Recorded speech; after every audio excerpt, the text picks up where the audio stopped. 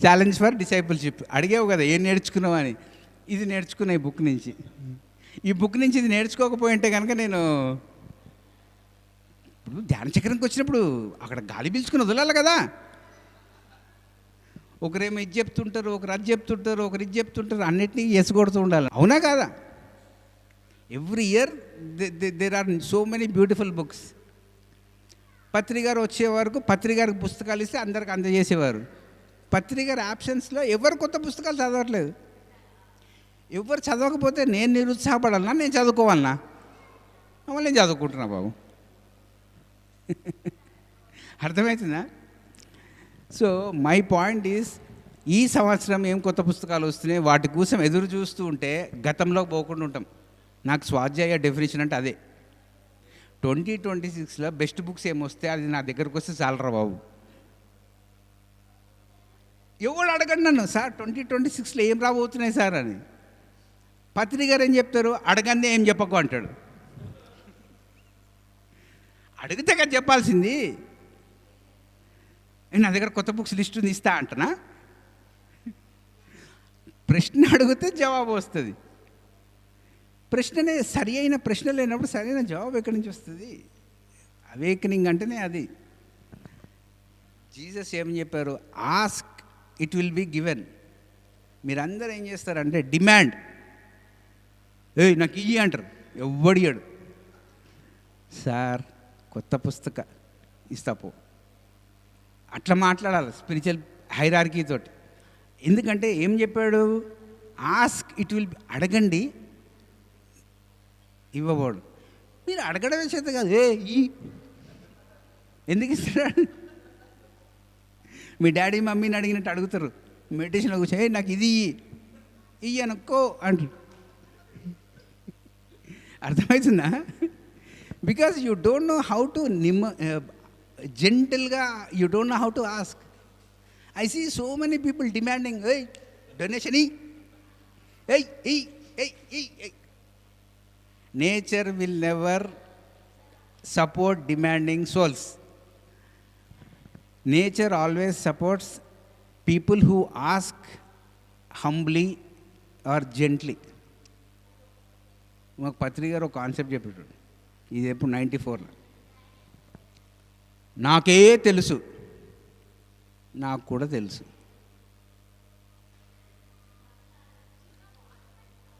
నాకు ఇది తెలుసు, నాకే తెలుసు.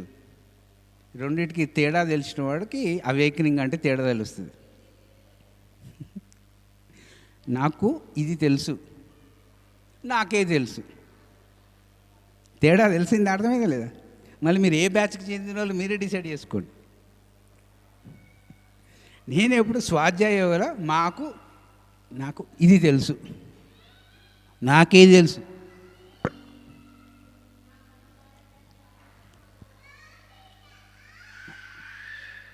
మరి నీకు తెలుసా, నీకే తెలుసా? Yeah, that is awakening. You awaken from నాకే తెలుసు టు నాకు తెలుసు. That is awakening. దానికోసం మీరు బుడ్డ అడుగులు వేయండి.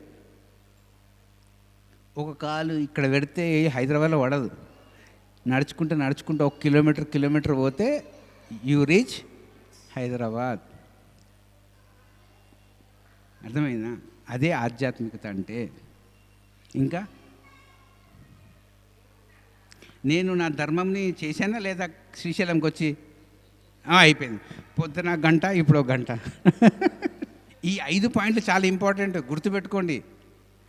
Try to become 5th point. ఈ 4 ఎప్పుడూ ఉంటారు సిస్టంలో. నెక్స్ట్ ఇంకొకటి ఏంటి ఇంపార్టెంట్ అని అడిగారు ఎవరో. ఇది కాకుండా ఈ పుస్తకంలో వినడం ఎలా వినడం నేర్చుకోవాలి, ఎలా మాట్లాడడం నేర్చుకోవాలి. 2 మోస్ట్ ఇంపార్టెంట్. ఇంపార్టెన్స్ ఆఫ్ వాక్క్షేత్రము, ఇంపార్టెన్స్ ఆఫ్ వినటం చాలా ఇంపార్టెంట్. నువ్వు ఆత్మ అయినప్పుడు ధర్మం ఇప్పుడు ఏది కూడా ఇంక్లూజివ్గా ఉంటుందో అది ధర్మం. There are 2 important words, duty and ధర్మం. డ్యూటీ అంటే నువ్వు పాత్ర పోషించడం. నువ్వు తీసుకుంటావు, you take up the role of a daughter. ధర్మము is to live from the soul. Shakespeare ఏం చెప్తాడు? You come on to the stage, play your role and exit. నువ్వు పాత్ర పోషిస్తున్నప్పుడు ఆత్మ పదార్థంలాగా పాత్ర పోషిస్తున్నావా లేదా నీకు తప్ప ఎవరికి తెలియదు. నువ్వు పాత్రలో ఎంత నిమగ్నం అయిపోతావు అంటే ఆ పాత్ర నువ్వు అనుకుంటావు. అర్థమైందా? ఆ పాత్ర చెప్తుంది, అరే నువ్వు వేరే నేను వేరే అని. అప్పుడు నీకు ధర్మం తెలుస్తుంది. ఎందుకంటే జీవితంలో మనం అందరము పాత్రధారులం, పాత్ర పోషిస్తున్నాం. ఆ పాత్ర పోషించేవాడా ఆ పాత్రనా? పోషించేది ధర్మం, పాత్ర ఈజ్ రోల్. మళ్ళీ నువ్వు దేంతో ఐడెంటిఫై అవుతున్నావు? రోల్తో ఐడెంటిఫై అయినప్పుడు నీకు ధర్మం నుంచి దూరం అయిపోతావు. అర్థమవుతుందా? ఆత్మ ఈజ్ ధర్మం, పాత్ర is duty. Today you are a daughter, today you are a granddaughter, tomorrow you will become a wife, after 20 years you will become a mother, after 50 years you will become a grandmother, but all this lifetime you were a soul. That soul is your dharmam, roles are your duties. People over identify with their patras and get disconnected from ధర్మం. అది చెప్పాడు శ్రీకృష్ణుడు. ధర్మము ఎప్పుడైతే భూమి మీద తగ్గుతుందో నేను మళ్ళీ వస్తాను టీచింగ్ లాగా అని. నేను పర్సనల్గా వస్తానని చెప్పలే. టీచింగ్ ద్వారా అంటే భగవద్గీత ద్వారా, శివసూత్రాల ద్వారా, ఈ బోధనల ద్వారా, అరే బాబు నువ్వు పాత్ర నుంచి పాత్రధారివా పాత్రవా ఆ రెండు తెలుసుకునే బుద్ధిని సంపాదించు అని బుద్ధుడి టీచింగ్స్. చూడండి, ఏ టీచింగ్ అయినా మీకు పాత్రకి పాత్రధారుడికి మధ్యలో అర్థం చేయాలి అంటే మీరు ధ్యాస శాస్త్రం తెలియాలి. ధ్యాస శాస్త్రం తెలియాలంటే శ్వాస మీద ధ్యాస పెట్టాలి. శ్వాస మీద ధ్యాస పెడితే పాత్ర ఏంటి, పాత్రధారుడు ఏంటి, ఈ రెండింటి మధ్యలో మీకు డిటాచ్మెంట్ తెలుస్తుంది. ఎప్పుడైతే ఆ డిటాచ్మెంట్ తెలుస్తుందో ధర్మం తెలుస్తుంది. Got the answer? Yeah. Are you a doctor, are you healer? Doctor అన్నది పాత్ర భౌతికంగా, హీలర్ యూ షుడ్ హీల్ ఈ సోల్. నువ్వు పరిపూర్ణంగా తయారైతే వాళ్ళకు పరిపూర్ణంగా క్యూర్ చేయడం హీలింగ్.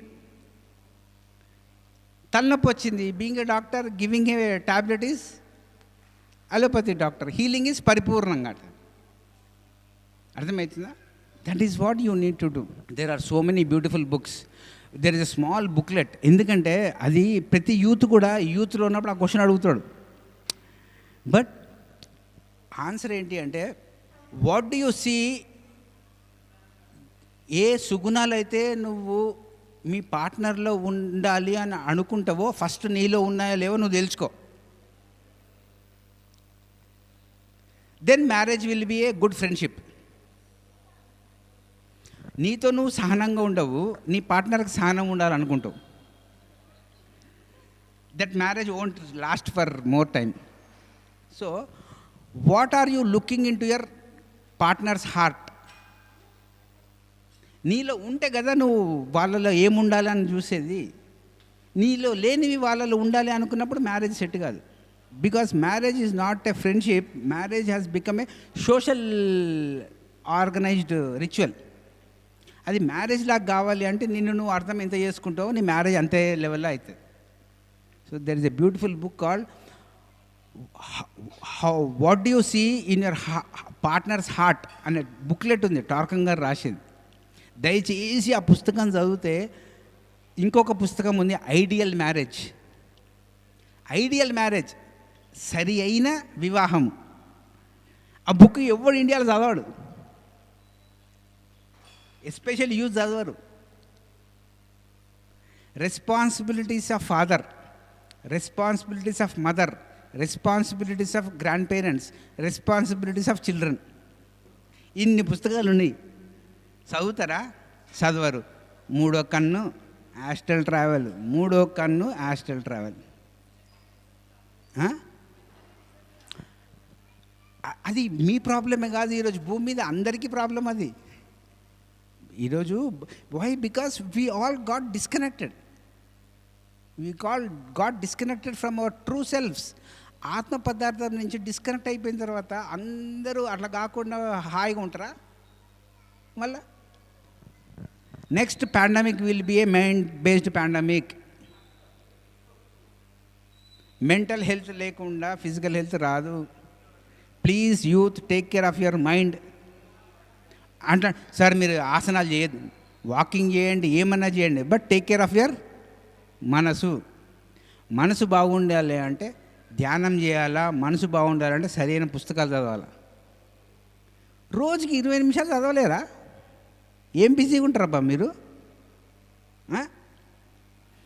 ఈ రెండు కాకుండా మోస్ట్ ఇంపార్టెంట్ థింగ్, దయచేసి హాయిగా నిద్రపోవడం కూడా నేర్చుకోండి. ఎప్పుడు ఆ యూట్యూబ్లు చూసుకుంటే నిద్రపోతారు. ఆ నిద్రలో కూడా యూట్యూబ్లు వస్తాయి.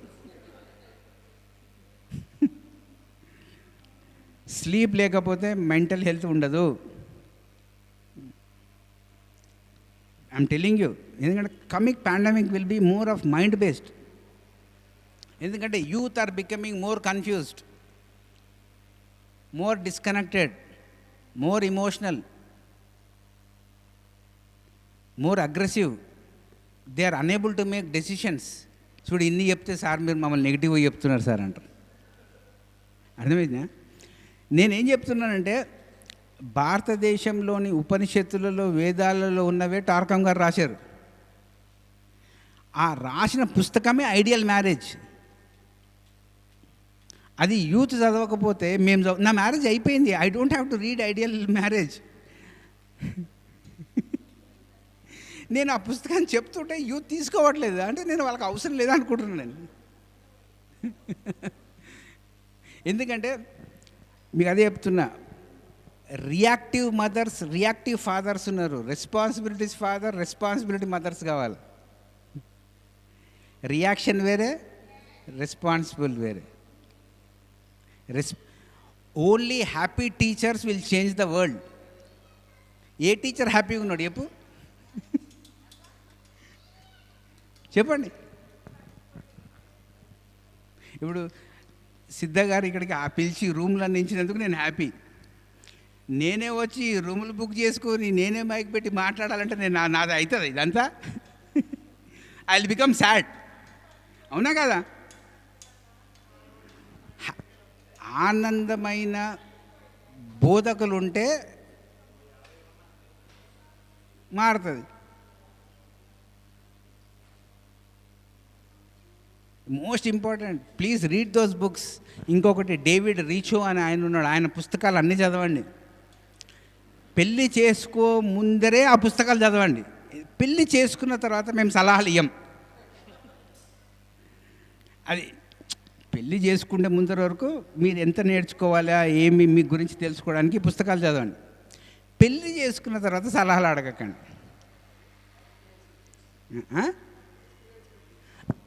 అది మీ ఇష్టం. ఎందుకంటే అక్కడ వీ షుడ్ నాన్ ఇంటర్ఫిరెన్స్. అర్థమవుతుందా? నా అనుభవం ఏంటంటే, ఒక హస్బెండ్ వైఫ్ రిలేషన్షిప్లో, ఒక గురువు డిసైపుల్ రిలేషన్షిప్లో మధ్యలో ఎప్పుడు దూరకూడదు. అది ఒక విజ్ఞానవంతుడు నేర్చుకోవాలి. జీవితం నేర్పించిన తర్వాత యూ బికమ్ వైస్. ఇద్దరు మధ్యలో దూరకపోతే నువ్వు కనుక విజ్ఞానవంతుడు అవుతావు. నేను అది నా ప్రాక్టికల్గా పిరమిడ్ స్పిరిచువల్ సొసైటీ మూమెంట్లో నేర్చుకున్నా. అన్ని ట్రస్టీస్లో ఇద్దరు మధ్యలో దూరినావు అంటే మనం అజ్ఞానవంతులు అవుతాం. నువ్వు విజ్ఞానవంతుడు అంటే ఇద్దరి మధ్యలో దూరకూడదు. ఒక వైఫ్ హస్బెండ్ మధ్యలో దూరకూడదు. ఒక టీచర్ అండ్ డిసైపుల్ మధ్యలో దూరకూడదు. ఈ సలహా మీరు పాటించి చూడండి. You will save lot of energies. ఆ బుక్లెట్స్ కావాలంటే నేను జిరాక్స్లు ఇస్తా, చదవండి. ఎందుకంటే మ్యారేజ్ కాలేదు కదా. First read that and you decide. ఎందుకంటే ఒక తండ్రి ఒక పిల్లవాడికి మనసుని నిర్మించడానికి ఉపయోగపడేదంతా తండ్రి. కారణ శరీరము, ఆత్మ, హృదయంని ప్రిపేర్ చేసేది తల్లి. తల్లిదండ్రులు ఎంత ఆధ్యాత్మికంగా ఉంటారో అలాంటి పిల్లలు భూమి మీదకి వస్తారు. That's it. ఎప్పుడైతే తండ్రి మనసు పరిపూర్ణంగా ఉంది, అమ్మ హృదయం, ఆత్మ పరిపూర్ణంగా ఉన్నప్పుడు, పిల్లవాడు పరిపూర్ణంగా ఉన్నప్పుడు, కుటుంబం పరిపూర్ణంగా ఉన్నప్పుడు, దేశం పరిపూర్ణంగా ఉన్నప్పుడు భూమి పరిపూర్ణంగా ఉంటుంది. అవునా కదా? మళ్ళీ ఈరోజు కుటుంబాలు మారితే కమ్యూనిటీలు మారుతాయి. కుటుంబాలు మారాలంటే మీరు మారాలి. మనం ఏ మార్పునైతే మీరు మారండి అంటున్నామో ఆ మార్పు మనతో మొదలు పెట్టాలి. You be the change. So these are all important fundamentals. ఇవన్నీ సనాతన ధర్మంలో రాసి ఉన్నాయి. ఇప్పుడు శివుడు గారు భర్త పాత్ర పోషించారా లేదా? పార్వతి గారు పోషించారా లేదా? అలా పాత్రని నేను అన్నారా? ధ్యానం చేసుకుంటున్నాడా? మళ్ళా వాళ్ళిద్దరికి పిల్లలు పుట్టారా లేదా? మిస్టర్ గణపతి గారు విజ్ఞానానికి ప్రతీక. మళ్ళీ మనకేం పోయింది? విజ్ఞానం నేర్చుకోకుండా తలకాయలాడినప్పుడు నేర్చుకున్నాం సీలు, C++లు.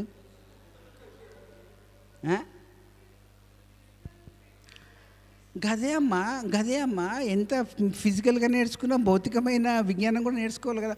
విజ్డమ్ అనే పదంని ఎందుకు దూరం పెడుతున్నాము? మనకు పొద్దున్నే అందరికీ కషాయం ఇచ్చారా? తాగారా? చాయ్లు కషాయాలు తాగారు కదా. ఆ కప్పు ఫుల్గా ఉంటుంది. కప్పు ఫుల్గా ఉన్నవానికి ఏమన్నా నేర్పించగలవా? ఏమన్నా కొత్త చాయ్ పోయగలవా? Cup is already full. వానికి ఏమన్నా నేర్పించగలవా? చెప్పు. ఏమన్నా పోసినావనుకో ఒలికిపోతుంది. మీరు ఆల్రెడీ ఫుల్గా ఉన్నారు, నేనేం నేర్పిస్తా? ఓకే, కప్పు రివర్స్గా ఉంది, నేనేమన్నా పోయగలనా? మీరు ఏది తీసుకోవడానికి రివర్స్గా ఉన్నప్పుడు నేనేం నేర్పిస్తా మీకు? రెండోది. మూడవది, ఆ కప్పులో ఆల్రెడీ క్లీన్గా లేదు, ఏమన్నా పోస్తే ఏమవుతుంది? ఎవడన్నా బుర్రునోడు పోస్తాడా? 3 కప్పులు అయిపోయినాయి. 4వ కప్పు, ఆ కప్పుకి కింద హోల్ ఉంది, నేను పోస్తుంటా, ఏమవుతుంది? మీరు ఎంటీగా ఉన్నారు, నేనేమన్నా నీళ్ళు పోయడానికి ఆస్కారం ఉంది. మళ్ళీ ఈ 5 రకాలలో మీకు ఎలాంటి కప్పుని పెట్టుకొని వస్తున్నారు? ఈజ్ వాట్ స్వాధ్యాయ ఈజ్. మీరు ఎంటీగా ఉంటే ఆ బుక్ మిమ్మల్ని ఎంతో కొంత విజ్ఞానంతో నింపుతుంది. మీరు ఆల్రెడీ ఫుల్గా ఉన్నా, ఆల్రెడీ రివర్స్గా ఉన్నా, దానికి హోల్ ఉన్నా, దానిలో డర్ట్ ఉన్నా, బుక్ తప్పు కాదు, మీ యొక్క యాటిట్యూడ్ తప్పు. అర్థమవుతుందా? సో మెడిటేషన్ అంటే empty your mind so that you can read write books and do right meditation. ఓకేనా?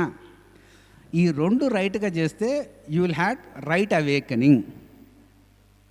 Hope you got basics of right awakening in this workshop. Okay? And thank you for listening.